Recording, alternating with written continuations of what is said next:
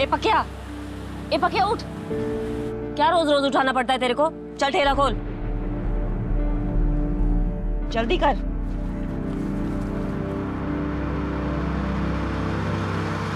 मेरी मदद के लिए रखा था तुझे यहाँ पर, लेकिन सबसे ज्यादा ध्यान तेरा ही देना पड़ता है। और कल 2 नारियल का हिसाब कम मिला है मुझे। क्या ताई, सुबह सुबह किटकिट कर रही है? तो कौन सा टाइम सही रहेगा तेरे लिए? कब करूंगी किटकिट? 2 नारियल का पैसा चाहिए मुझे, आज के हिसाब में जोड़ देना।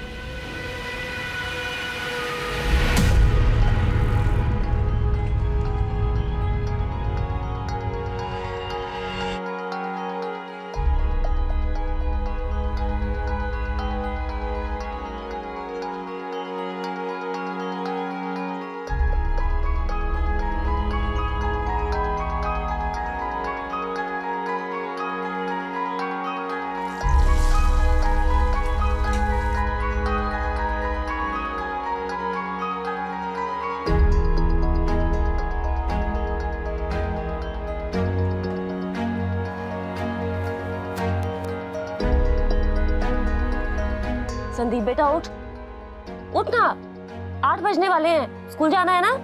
चलो जा, जल्दी कर मेरा बेटा।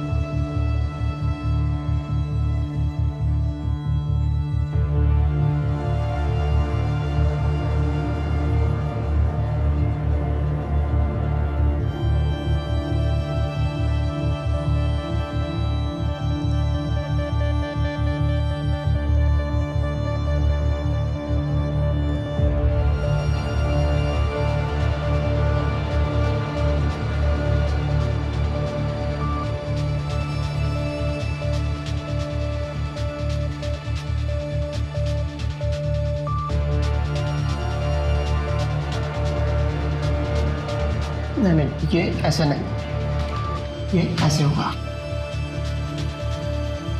कोशिश कर रही हूँ सर।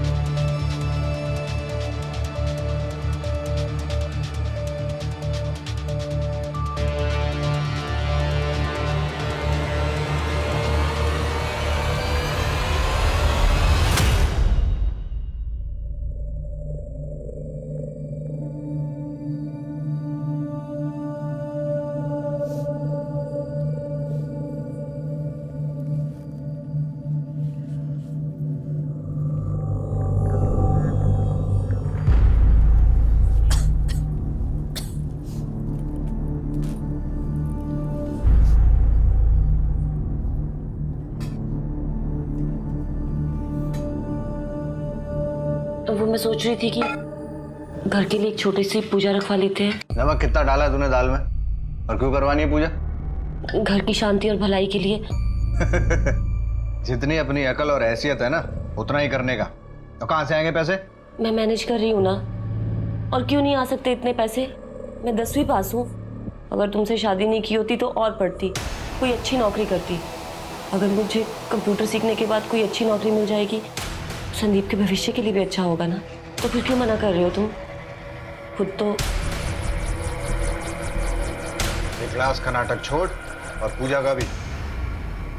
अपना चल रहा है, सब कुछ ठीक है ना? बस इतना ही बहुत है। लेकिन मैंने पुजारी जी को बोल दिया। अरे तो पुजारी को मैं समझा दूंगा।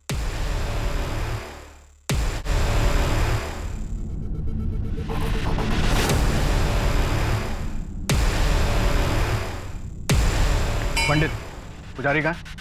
वो अंदर पूजा में बैठे हैं। ए पुजारी, मेरी बीवी आई थी क्या इधर, कविता?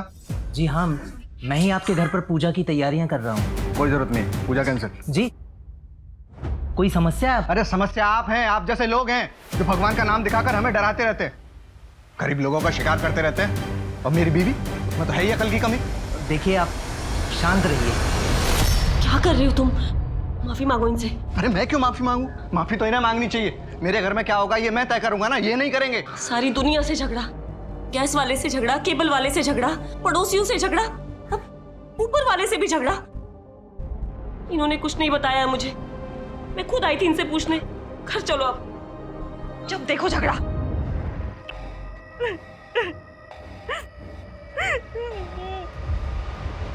सॉरी। देख, बोला ना सॉरी। तू समझ ना, सॉरी।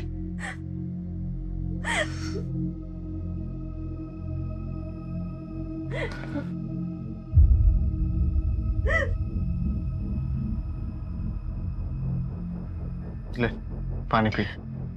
कितनी बार सॉरी बोलेगा? सब ठीक हो जाएगा, सब ठीक हो जाएगा। तू कभी नहीं समझेगा, तुझे साथ खुद माफ है।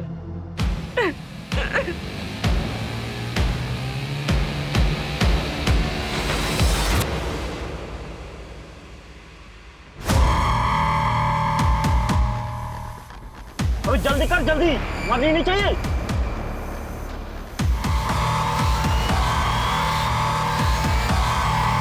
इतनी रात को कहां चली गई? आने दे उसको, तब बताता हूं। तू मुझे क्या घूर रहा है? चल काम कर।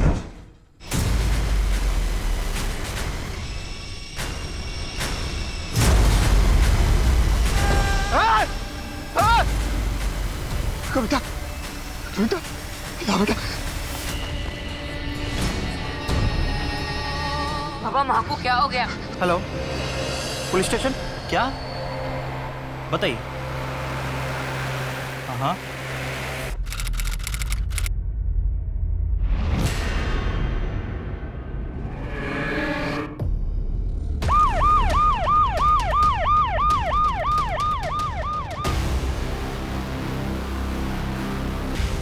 आप यहाँ से कर रहे हैं? आप क्या कर रहे हैं यहाँ पे? 5 घंटा हो गया साहब, 5 घंटे तक पुलिस नहीं आई थी। मेरी बीवी ने मेरे सामने दम तोड़ा।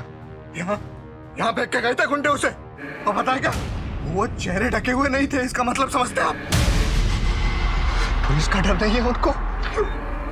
छोटे लोग हैं हम, छोटे लोग। मैं एक दिन के लिए छुट्टी पे था, इंचार्ज तुम थे त्यागी, फिर केस पर रिस्पॉन्ड करने में इतनी देरी क्यों? सॉरी सर, वो लॉकअप के अंदर हिस्ट्री शीटर लोग दंगा कर रहे थे, उनको संभालने के चक्कर में मैं सर को टाइम से रिपोर्ट नहीं कर पाया।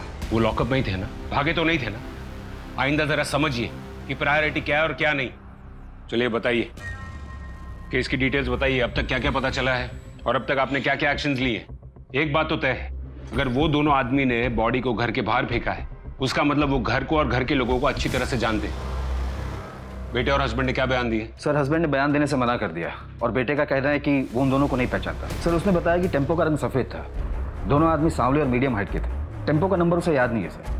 मैंने ट्रांसपोर्ट डिपार्टमेंट से इन्फॉर्मेशन मांगी है सर, नाकाबंदी भी करवा दी मैंने। सर, बॉडी को पोस्टमार्टम के लिए पहुंचा दिया गया है। मोबाइल रिकॉर्ड्स और जीपीएस लोकेशन रिपोर्ट्स कल तक आ जाएंगे।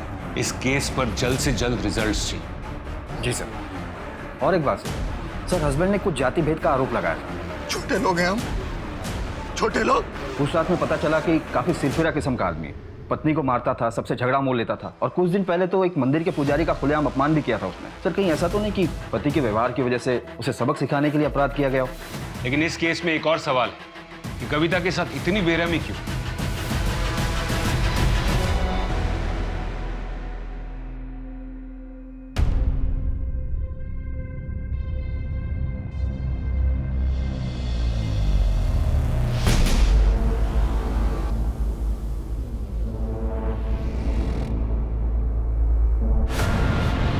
मैडम मेरी मदद कीजिए, मेरे साथ बहुत बड़ा धोखा हुआ है। जी मेरा नाम डॉक्टर दिवाकर है, मैं यहाँ ओल्ड सिटी रोड पे प्रैक्टिस करता हूँ। मेरी बीवी ने मेरे साथ चीटिंग की है, मेरी प्लीज़ कंप्लेन लिखिए। चीटिंग? क्या मतलब? जी मेरी बीवी डॉक्टर कामिनी मेरे 25 लाख और जेवरात लेके गायब हो गई है। सर पोस्टमार्टम में कंफर्म हुआ है, लिखा है कि 4 से 5 लोग। और एक बात है सर, उसके बाद लोहे के हथियार से इंटरनल पार्ट को डैमेज किया गया है। मौत का कारण इंटरनल ब्लीडिंग है सर। और सर टेम्पो की अभी तक कोई रिपोर्ट नहीं मिली है। सर कविता के फोन रिकॉर्ड्स और जीपीएस लोकेशन रिपोर्ट आ गई है। ये लगभग उसके रोजमर्रा के रूटीन से मैच तो कर रहा है। बस ये एक 14 तारीख का दिन है, उस दिन पैटर्न थोड़ा अलग है। ये देखो 2 बजे के करीब काम से निकलने के बाद और क्लास से पहले वो यहाँ शिवाड़े नगर गई। आलोक पता करो कि वो वहाँ क्यों गई थी और किससे मिलने गई। Okay sir. और सर ये देखिए 14 तारीख को रात को 9:30 बजे कविता वापस पापड़ फैक्ट्री गई थी। लेकिन वो तो वहाँ शाम 5 बजे तक ही काम करती है ना? हाँ सर, यही इन्फॉर्मेशन मिली अभी तक। फिर उस दिन अचानक ऐसा क्या हुआ कि उसको वापस जाना पड़ा?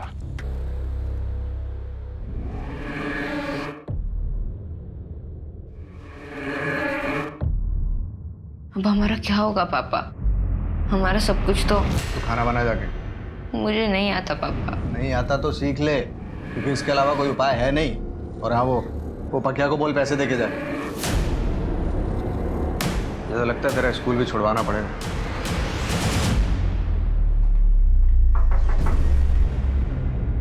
देखिए मैं समझता हूं कि आप लोग परेशान होंगे, लेकिन आप लोगों से बात करनी जरूरी है। आप समझ रहे हैं ना? आपको किसी पर कोई शक होता तो बता नहीं देता। देखिए मैं आपसे तमीज से बात कर रहा हूं, इसलिए आप भी तमीज से बात करें। आप यहाँ पर कोऑपरेट करेंगे या फिर पुलिस स्टेशन जाकर बात करें? आपकी बीवी के जीपीएस रिकॉर्ड के मुताबिक उस दिन रात को वो घर आई और फिर से रात को घर से निकली और काम पर गई। काम पर? नहीं सर, कविता तो घर पे ही थी। वो तो संदीप फोन लेके गया था रात को 9 बजे। मतलब ये कि हमारे पास एक ही फोन है और वो फोन रात को 9 बजे संदीप लेके गया था बाहर। बोल रहा था दोस्तों से बात करनी। संदीप कब तक आएगा बेटा? माँ मैं आ जाऊंगा ना, अब बच्चा नहीं रहा मैं। ये क्या हो गया तुझे? ए संदीप! उसके बाद मैं 10:30 बजे तक सो गया और तब तक तो कविता घर पे ही थी। फिर संदीप ने मुझे 12:30 बजे जगाया। पापा पापा मम्मी घर पर नहीं है। कहाँ चली गई? हमने थोड़ा वेट किया, उसके बाद मैं उसको ढूंढने बाहर निकल गया, लेकिन फिर वो मिली नहीं। मैं वापस लौट आया। उसके बाद तो आपको सब पता ही। और फिर 2:30 बजे के करीब बॉडी घर के बाहर फेंकी गई। अब सवाल ये है कि संदीप उस रात तुम अपने माँ के काम करने की जगह पर क्या कर रहे थे, और वो भी तब जब वो घर पर ही थी? सच बोलना बेटा।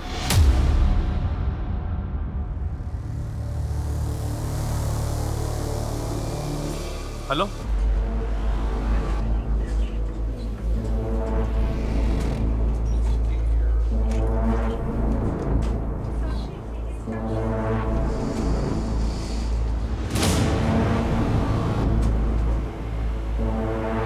मुझे यहाँ क्यों लाया गया है और मैं यहाँ कैसे? कामिनी ये नाटक करना बंद करो। ये आदमी कौन है और इतना चिल्ला क्यों रहा है? आप इन्हें नहीं जानते?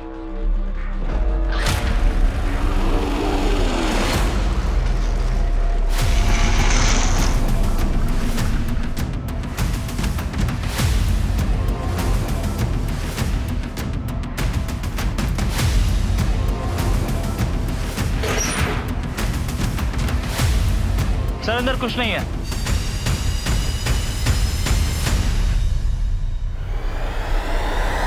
कोई क्यों नहीं रहा? बताना। मैं फिर से पूछ रहा हूँ बेटा, तुम उस रात वहां क्या कर रहे थे? देखो टैलेंट तो इंडिया में भरा पड़ा है, लेकिन अगर इस इंडस्ट्री में आगे बढ़ना है तो बंदे को सिर्फ टैलेंटेड नहीं, स्मार्ट भी होना चाहिए। तेरी माँ को लगने लगा है कि जो चाहे वो कर सकती है। कंप्यूटर करना है उसे, सब जानता हूँ। छोड़ने वाली है हम दोनों को। एक नया पति और उसके साथ एक नया बेटा, ये सब चाहिए उसको। पापा आप ये क्या कह रहे हैं? तब कुछ पता है तुझे? कैरेक्टरलेस हो गई है तेरी माँ। नहीं तो पता इतने पैसे कहाँ से आ रहे हैं? पापड़ी बेल रही है या कुछ और कर रही है?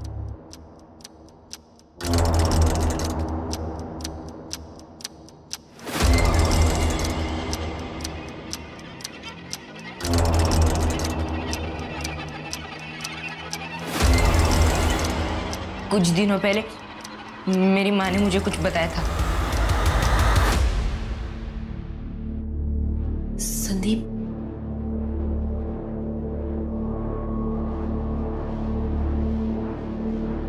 बेटा मुझे हफ्ते में 2 दिन नाइट शिफ्ट करना पड़ेगा। कंप्यूटर क्लास के पैसे भी देने हैं, तेरा भी तो ट्यूशन का फीस बढ़ गया है ना। घर के भी कितने खर्चे हैं बेटा। रात को जब तेरे पापा सो जाएंगे तो मैं निकल जाऊंगी। तू अपने पापा से कुछ कहेगा तो नहीं? कराई शपथ। रात को वापस क्यों जाना है? बेटा बोला ना नाइट शिफ्ट है, ठीक है?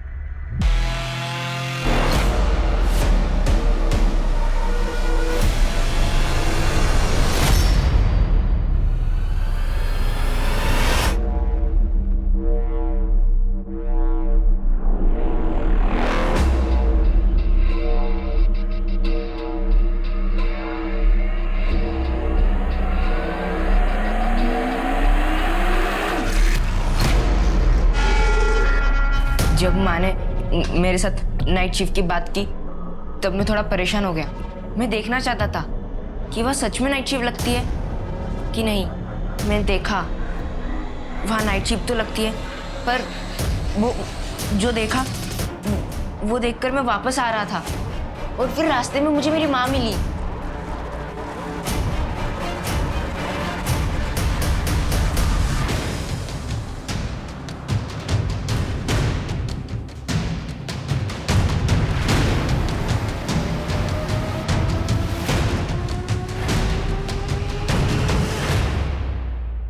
दिवाकर?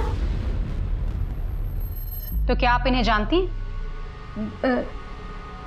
जी मैडम, ये मेरा पति है।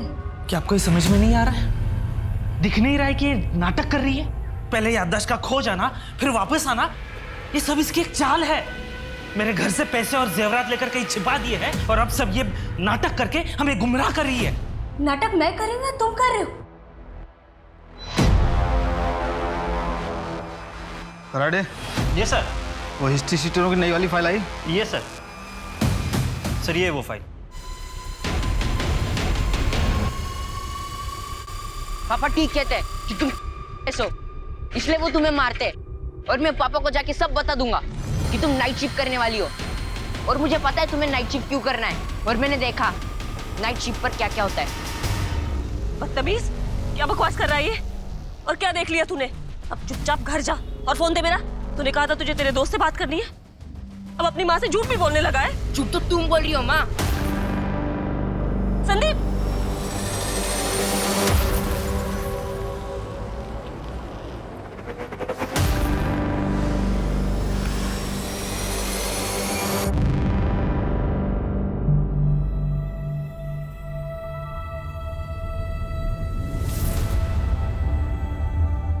हो पापा?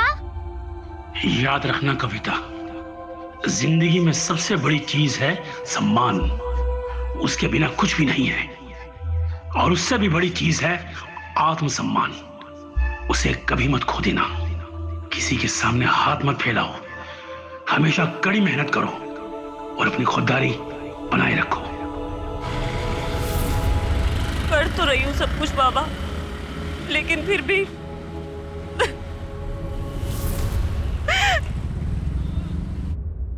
वहां पे जासूसी करता है, शर्म नहीं आई तुझे? पर आपने तो बोला। चुप किशोर जी, बस। मैडम, नाटक तो ये कर रहा है। सब चोरी इसी ने किया है, क्योंकि इसका अफेयर चल रहा है, वो भी एक 15 साल छोटी जूनियर डॉक्टर के साथ। पिछले 4 साल से। इसे लगता है कि मैं कुछ नहीं जानती, पर मैं सब कुछ जानती थी। और अब मुझे रास्ते से हटाने के लिए मुझ पर झूठा आरोप लगा रहा है मैडम। इसी ने मुझे कुछ दिया होगा, जिसकी वजह से मेरा टेम्परेरी मेमोरी लॉस हो गया होगा। मैडम, ये क्या कंप्लेंट करेगा? आप मेरा कंप्लेंट दर्ज कीजिए के खिलाफ। देखिए, आप लोग पढ़े लिखे लोग हैं, अपने इस प्रॉब्लम का सोल्यूशन अपने घर जाके निकालिए। नहीं मैडम, मैं घर नहीं जा सकती, ये मुझे मार डालेगा। इस बार तो इसने मुझे बेहोशी की दवाई दी है, लेकिन अगली बार मेरी जान ले लेगा। मैडम प्लीज मैडम, मुझे घर मत भेजिए।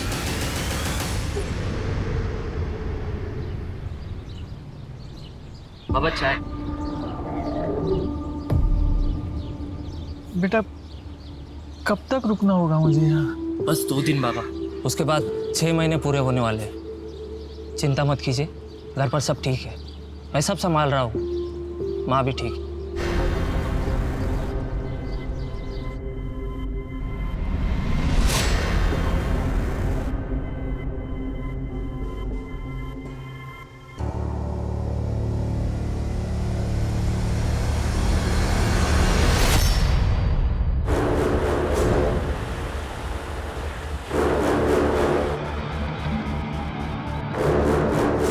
पापा पैसे मांग रहे, 4 दिन से तो तू आए नहीं पैसे देने।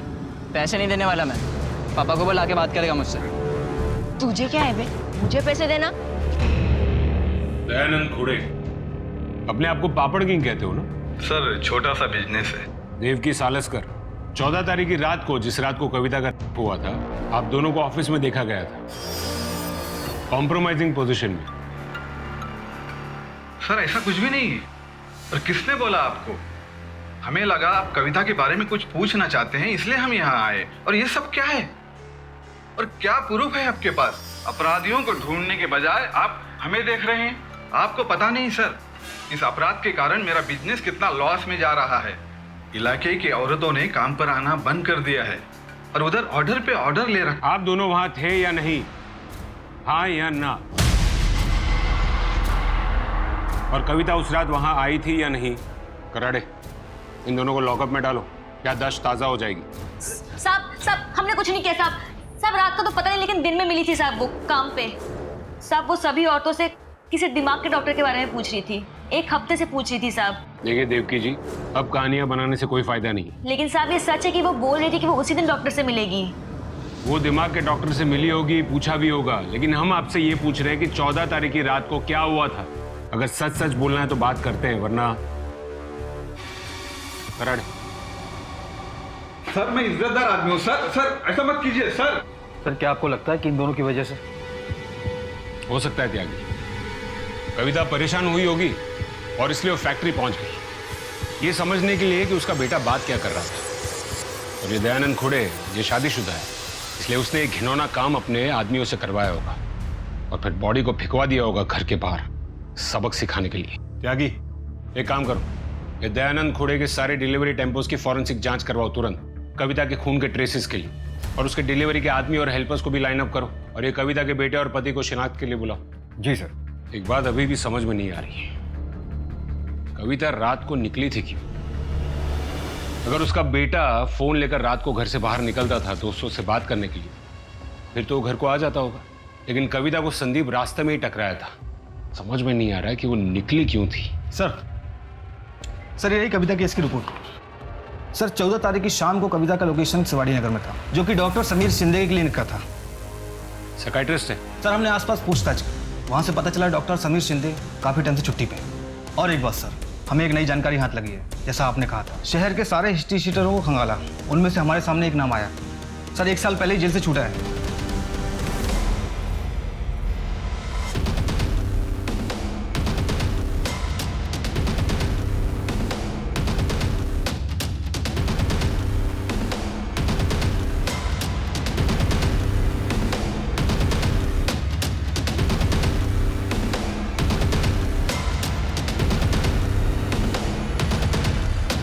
ये साहब मेरे को क्यों पकड़ के लेके आए? अब 1 साल पहले तू जेल से छूटा ना, चेन स्नैचिंग, पॉकेट मारी, लंबी लिस्ट है तेरी।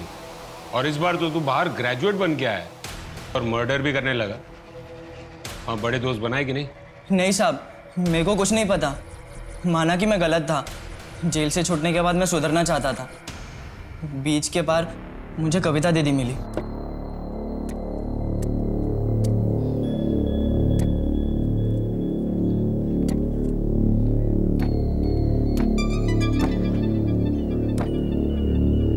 क्या देख रहा है? क्षमता नहीं है तो काहे को करने का ये धंधा? तेरे से मतलब? ला इधर ला।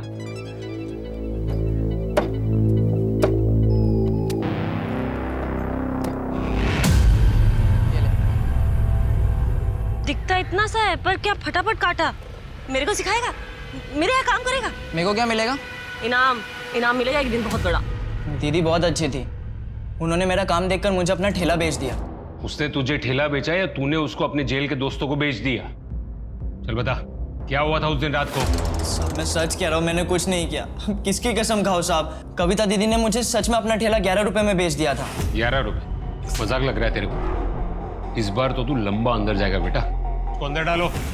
साहब मैं सच कह रहा हूँ साहब। कुछ समझ में नहीं आ रहा त्यागी। एक तरफ ये कविता का बेटा ये कह रहा है कि कविता ज्यादा पैसा कमाना चाहती है, नाइट शिफ्ट भी करना चाहती है, और एक तरफ ये पक्या अगर ये सच कह रहा है तो 11 रुपए में ठेला बेच दिया। ये कविता आखिर करना क्या चाहती थी, और वो रात को घर से निकली क्यों?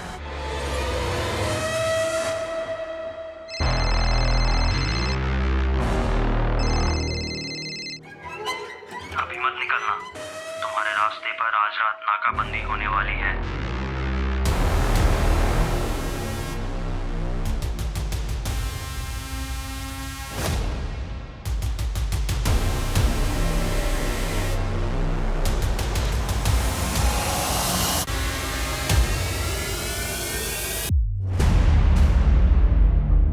आप अंतिम संस्कार के लिए अपनी पत्नी की बॉडी ले जा सकते हैं। सर, पापड़ फैक्ट्री में काम करने वाले डिलीवरी मैन को कविता के पति और बेटे किसी ने नहीं पहचाना। ठीक है, रिलीज करो उनको। समझ में नहीं आ रहा एक बड़ा टेम्पो और 2 आदमी हवा में गायब कैसे हो सकते हैं। देखो कामिनी, क्यों ना हम ये सब कुछ भुलाकर एक नई शुरुआत करते हैं। मुझे तलाक चाहिए। इस बात को हम दोनों जानते हैं कि वो पैसे तुमने लिए हैं।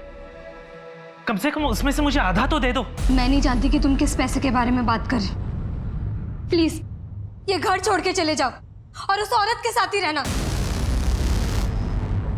सर, वो डॉक्टर जिसे कविता मिलने गई थी, डॉक्टर समीर, उसके क्लिनिक से फोन आया था।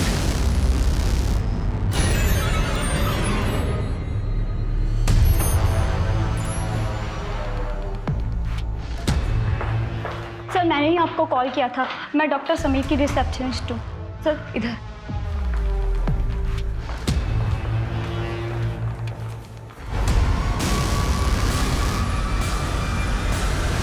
इनका कॉल आया था 14 तारीख को। इन्होंने कहा इनको अचानक से गांव जाना होगा तो इनके सारे अपॉइंटमेंट कैंसिल कर दूँ।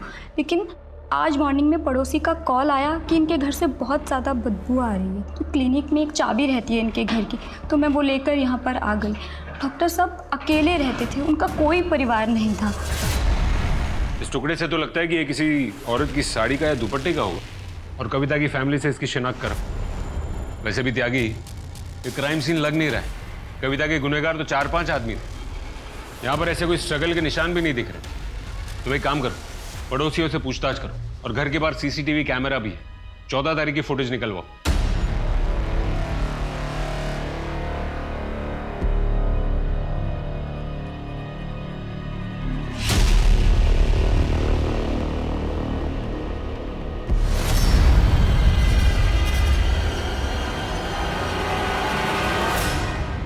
डॉक्टर साहब आजकल मुझे नींद नहीं आती। मैं 4-5 रोज से सोई नहीं हूँ। मेरा एक हाथ भी कांपता है। बहुत मेहनत कर रही हूँ ना आजकल। मेरे पति तो कुछ करते नहीं हैं। जब से उसने नौकरी छोड़ी है वो अजीब सा बर्ताव करता है। पता नहीं उसको क्या हो जाता है। मुझ पर हाथ उठाता है, बिना बात के चीखता है, लोगों से झगड़ता है। देखिए, आप परेशान मत होइए। मैं आपको 7 दिन की नींद की दवा लिख रहा हूँ, उसे आप लीजिए, आप ठीक हो जाएंगे। और अगर आपके पति ज़्यादा ही गुस्सा दिखाएं तो उन्हें चाय के साथ 1 बूंद डाल के दे दीजिएगा। मैं तो कहता हूँ उन्हें आप यहाँ ले ही आइए।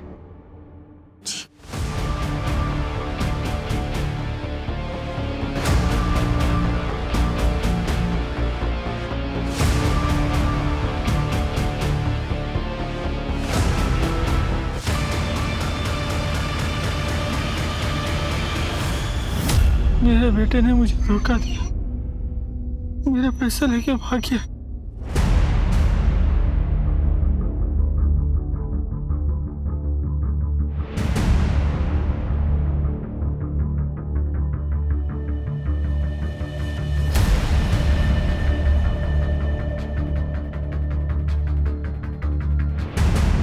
सर 2 आदमी आते हैं करीब 4 बजे, घंटी बजाते हैं, डॉक्टर समीर दरवाजा खोलते हैं और 5 मिनट बाद वहाँ से निकल जाते हैं। सर फॉरेंसिक ने कंफर्म किया है कि कपड़े के टुकड़े पर लगा खून कविता का ही है और उसके बेटे ने भी यही बात बताई कि कविता उस दिन वही साड़ी पहन कर गई थी। कपड़े का टुकड़ा साड़ी से मैच करता है सर। 4 बजे?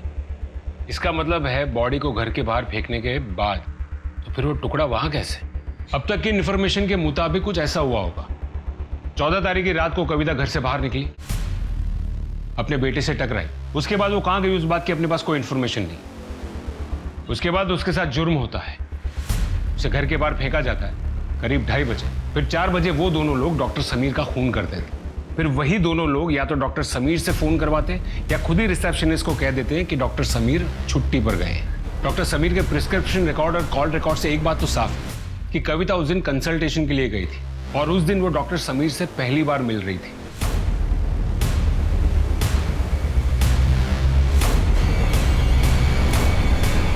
फुटेज में गाड़ी का नंबर क्लियरली दिख रहा है, गाड़ी इसी शहर की है। क्या कि अगर ये दोनों अब तक नहीं पकड़े गए, इसका मतलब इन दोनों ने अब तक बॉर्डर क्रॉस नहीं की। मुझे ये दोनों जेल में चाहिए आज के आज। जी सर। हेलो, संदीप और किशोर पर कड़ी नजर रखना, नहीं तुम वहां से हिलना नहीं, ठीक है?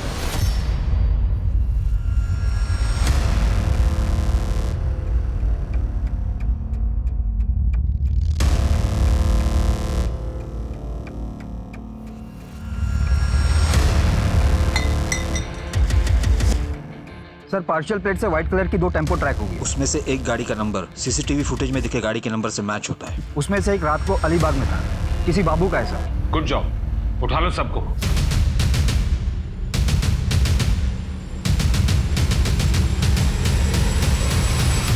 सबसे पहले तो तू ये बता कि रेप और मर्डर करके इतने दिन हमसे बच के तू गायब कैसे रहा? इस प्लान में और कौन कौन शामिल था तेरे साथ?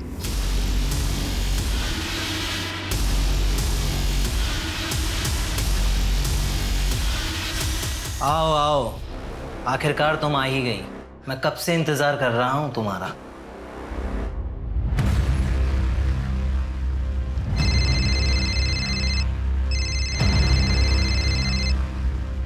हेलो,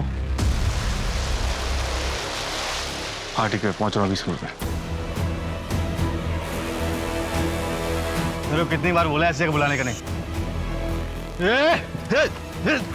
तेरी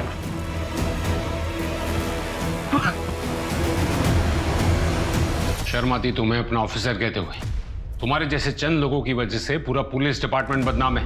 कौन है वो लोग जिन्हें तुम बचाने की कोशिश कर रहे हो? सर मुझे नहीं मालूम कि ये और मर्डर किसने किए। मैं तो कुछ पैसे के लिए बस इन्हें इन्फॉर्मेशन देता था, बस यही कि हमारी नाकाबंदी कहाँ लगने वाली है।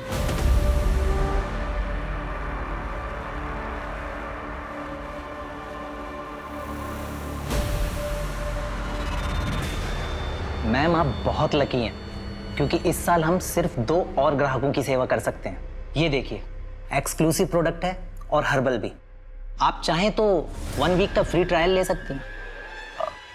मैम आप बहुत सुंदर हैं। कविता तो पैसे वाली नहीं थी। सर हमारे बॉस को कविता बहुत पसंद थी, वो उसे पाना चाहते थे, लेकिन सर वो कभी किसी के साथ ज़बरदस्ती नहीं करते, बल्कि औरतों को इतना मजबूर कर देते हैं कि वो खुद ब खुद उनके पास आती हैं। अलीबाग में हम लोग 1.5 साल पहले शिफ्ट हुए।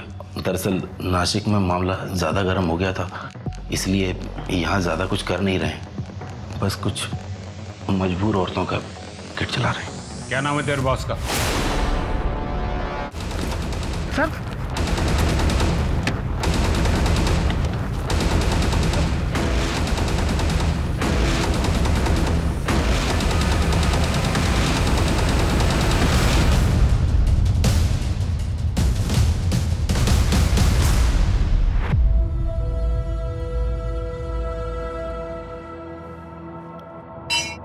देख कविता, पुजारी जी यहाँ नए हैं लेकिन इन्होंने मेरी बहुत मदद की है।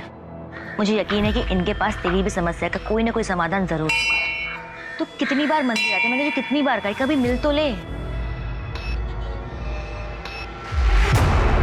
मैं आपकी समस्या समझता हूँ।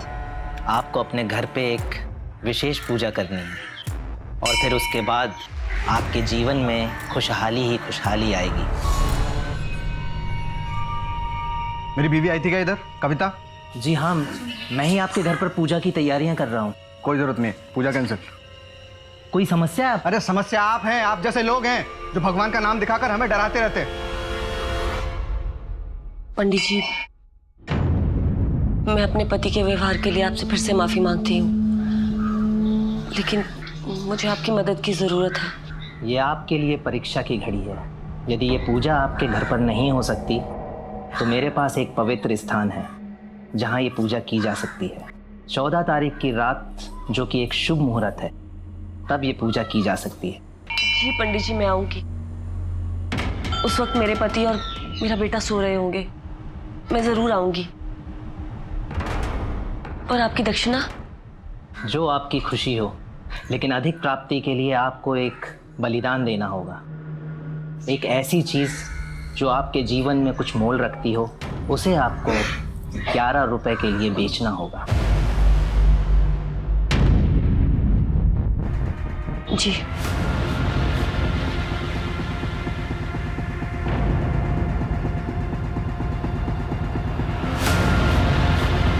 कविता, तू?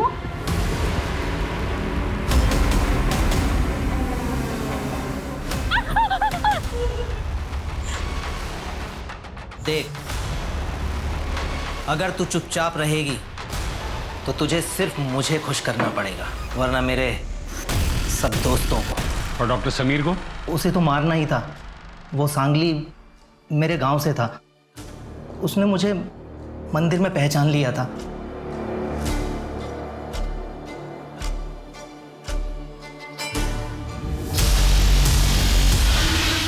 अरे विजय जी, आपको कोई गलतफहमी हुई है।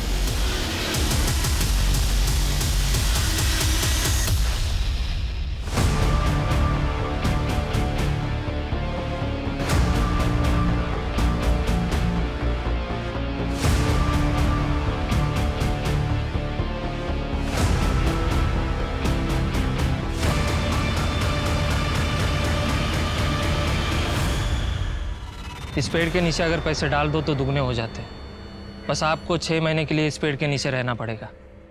ऐसा ही पढ़ा है मैंने। मुझे बहुत जल्दी समझ में आ गया था कि लोगों को बेवकूफ़ बनाना कितना आसान है। मैंने तो अपने बाप को भी नहीं छोड़ा। मजबूरी आदमी को महात्मा नहीं बनाती है, बल्कि मजबूरी आदमी को बेवकूफ़ ज़रूर बनाती है। लालच और मजबूरी एक बहुत ही घातक कॉकटेल है।